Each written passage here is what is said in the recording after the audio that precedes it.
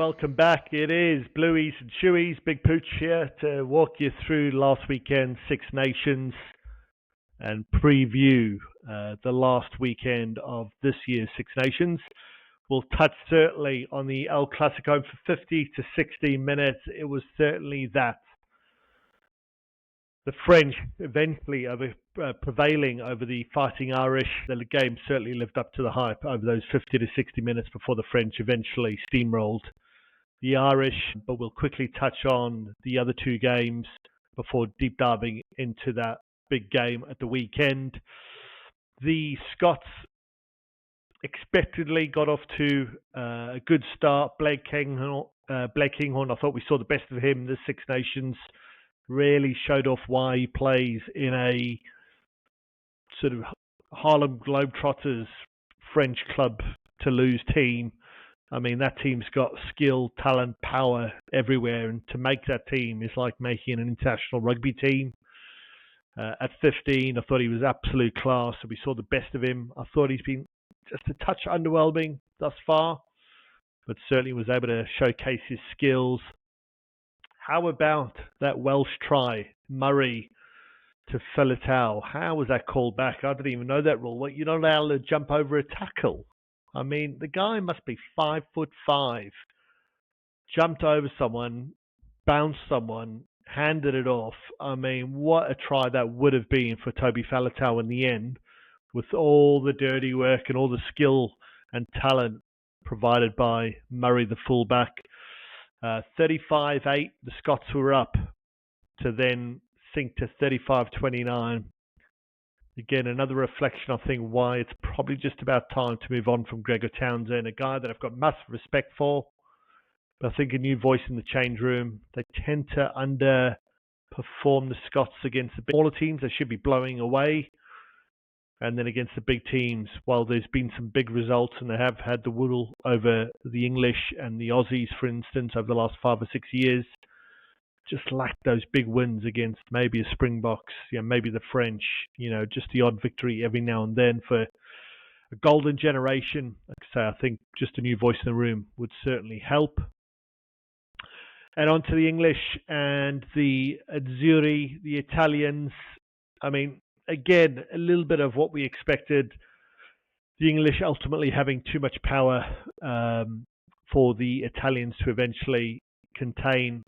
Were in it for very much the first half. The Italians, for a team like Italy that are at their level in world rankings, 7, 8, 9 in the world, they'll often compete for a good half an hour, 40, 50, 60 minutes before the good teams then eventually get their just rewards. I thought they were terrific.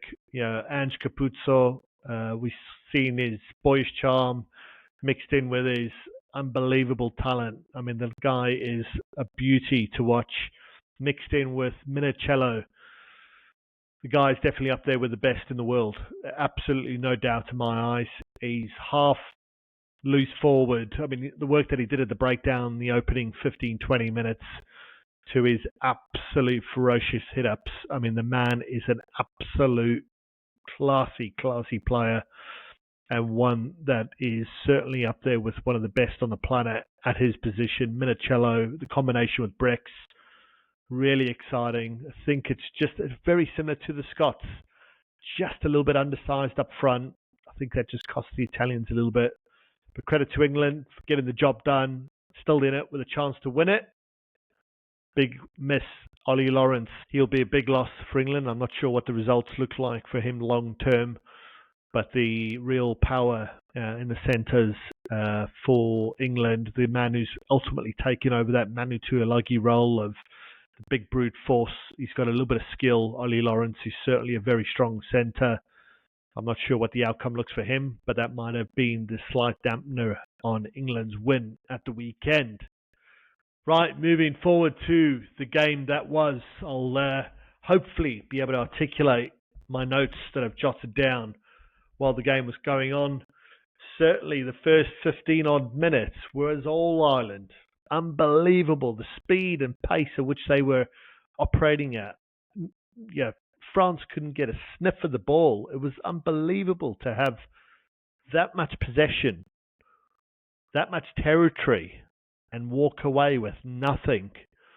That really, I think when you talk about the top four teams in the world, Ireland, France, South Africa, New Zealand, you cannot have that amount of territory, that amount of possession, and not walk away with points.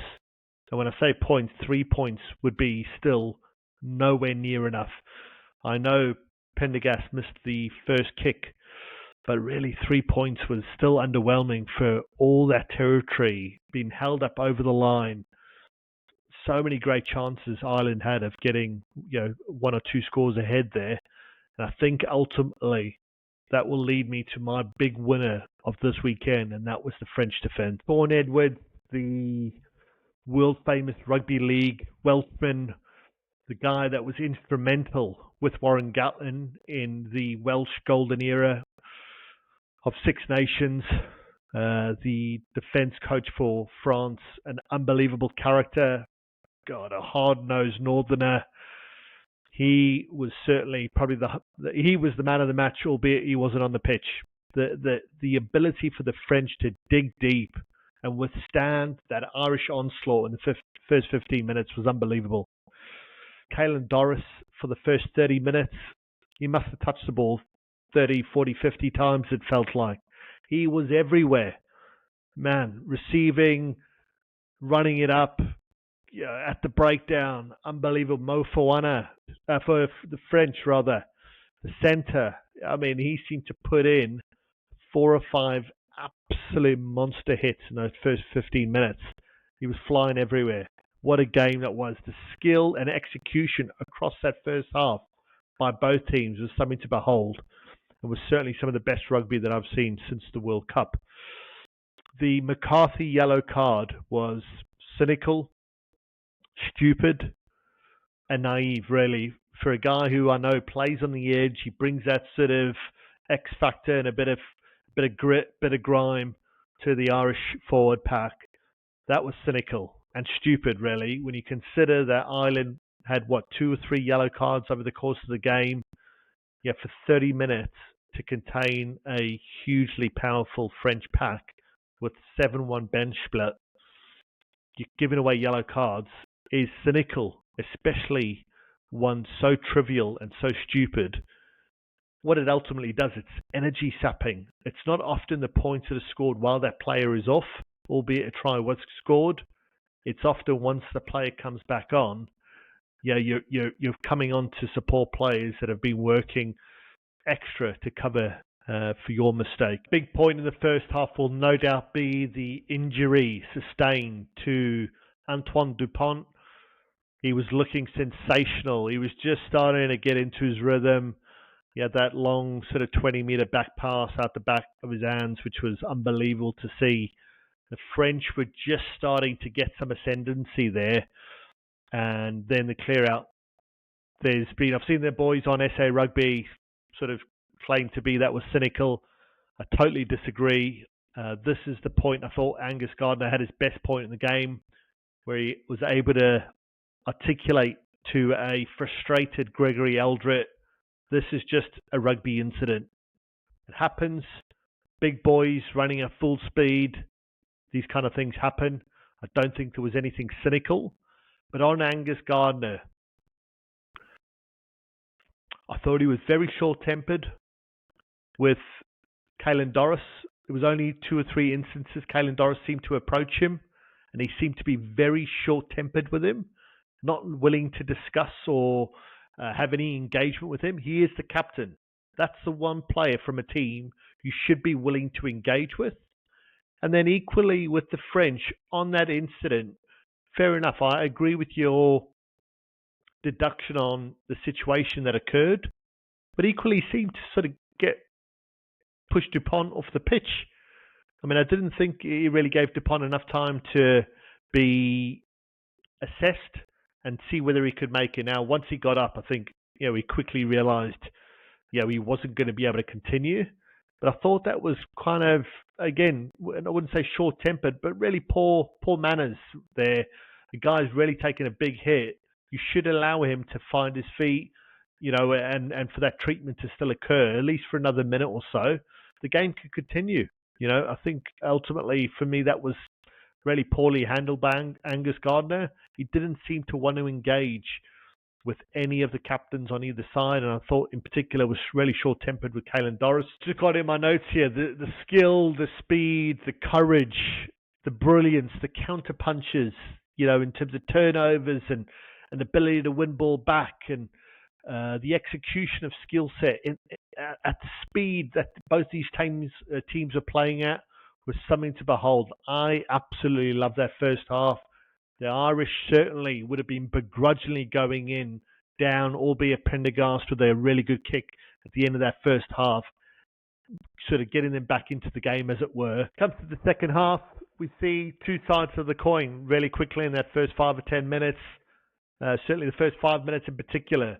The Irish, laser focused, game face on, probably pissed off as to where they had the effort, the territory, the possession, all the chances they had in that first half, and coming in down against the French. Laser focused to the French, still not quite with it in that first, coming back into the game in that second half. Thought they were lazy, slow off the mark, really unfocused. And the Irish certainly were deserving of that Sheehan try. I thought from there, you're really thinking, right, here we go. The Irish are going to really kick into gear here. And I think it was maybe the possibility of the French scrum half coming on, Lukud, who is certainly not the game winner that Antoine Dupont is, but really a good orchestrator. A guy that gets the ball out from the rucks very quickly and lets his team do the work. I think they almost fell into that power game, really paying off for them. Because there were very few scrums for that 7-1 split to really pay dividends. You think about the Springboks and how many scrum penalties they typically win in a second half. We didn't see huge volumes of scrums in that second half. And also the French barely won any turnovers, if any, in that second half from breakdown ball. What we did see was Lukud getting to the breakdowns very quickly and really getting the ball out for those boys to really smash the ball up and really win the contact battle. And for me, that was the second point as to where the French ultimately won this game, was at the contact area. They were absolutely brutal. We're getting that first try in the second half, then eventually getting the second soon after, and then the floodgates opened. It was really difficult for the Irish to contain these guys. And these boys, we saw them in the quarterfinals in the World Cup. I think if Eben Etzebeth doesn't knock that ball backwards to stop that try, I think the French potentially run away with it. I think getting 2 tries ahead midway through that first half, I struggled to see South Africa come back in that game. They're that brutal. They're that brutal, these boys. To say they make South Africans look, average size is saying something. They win the collision battles, and you think that came really off a counter ruck in the second half. Early in the second half, they win the ball out on the right wing, get the ball quickly down to Bill Barry, who, with a bit of brilliance, he loves to, quite similar to Brian Abana, often kicks the ball ahead when he's got ball in hand. Ball bounces from him, he gets it down. A try soon thereafter, and the floodgates open. When you think about the power of these French boys coming in the second half, really hitting it up. Ultimately, I think that sapped the Irish, and they weren't able to counter that. They also, the Irish, you consider an Irish team and an Irish organisation who are incredibly well run, but the talent pool they're picking from the Irish schools in and around Dublin, for 13 of 15 players typically to be picked from Leinster alone, from the French who are picking from 2 divisions. A centre was picked from the 2nd division this year. It just shows you the depth of talent that the French are able to pick from, where the Irish have to box more clever. I think they will have to really start looking at that. The Irish to really develop more players and get better talent pools coming out, the Connaughts, the Ulsters, the Munsters, because they are far too over-reliant on Leinster. And what an incredible run they've had, the Irish. And I still think they're in there and will be a top 14 moving forward. It is something they need to be conscious of. There was a real lack of pace in the Irish team. Mac Hansen provides that pace, but outside of that, Osborne for me is not a winger. He's more of a clever, really thoughtful player, either at centre or fullback. He had some really good stints against South Africa when they toured South Africa. He's a real player to watch for me. Osborne, very smart, but probably can't burn you on the wing. And so diversifying that talent pool will be a big thing that the Irish will want to work on both for now and the next 5 to 10 years. The French, once they got going, though, I mean, that's the one thing, the Rugby Championship, down to graphic locations, teams flying across the world, flying across from France to Dublin, and you think about the atmosphere, Les Marseillaise, and the singing and the chanting by the French, and the clapping by the Irish, clapping off Dupont, clear sign of class and his credibility and stature in the game. You just don't find those aspects, unfortunately, in the Rugby Championship. And what a beautiful occasion that was. The French, ultimately too good. I had the French by 4. The scoreline was probably, again, a little bit more flattering for the Irish, given they hung in there and got a couple of tries at the end. Credit to them for hanging in there and staying true to the culture of the team. But ultimately, the French had too much for them. For the French to win this weekend and to win it all, it ultimately ends up being a good tournament for England. They, again, should beat the Welsh. I think the Welsh will give them a game. Yeah, the Welsh are proud nation, proud rugby nation. They will not be wanting to hand England anything, any chance of winning the Six Nations. We all know that the home nations, there's only one team that collectively everyone hates, and that's England. The French should not slip up. They will win it. If you haven't, please like and subscribe. I do most of my work on YouTube, and I will get out to Spotify again. So thanks for listening. Cheers. Bye-bye.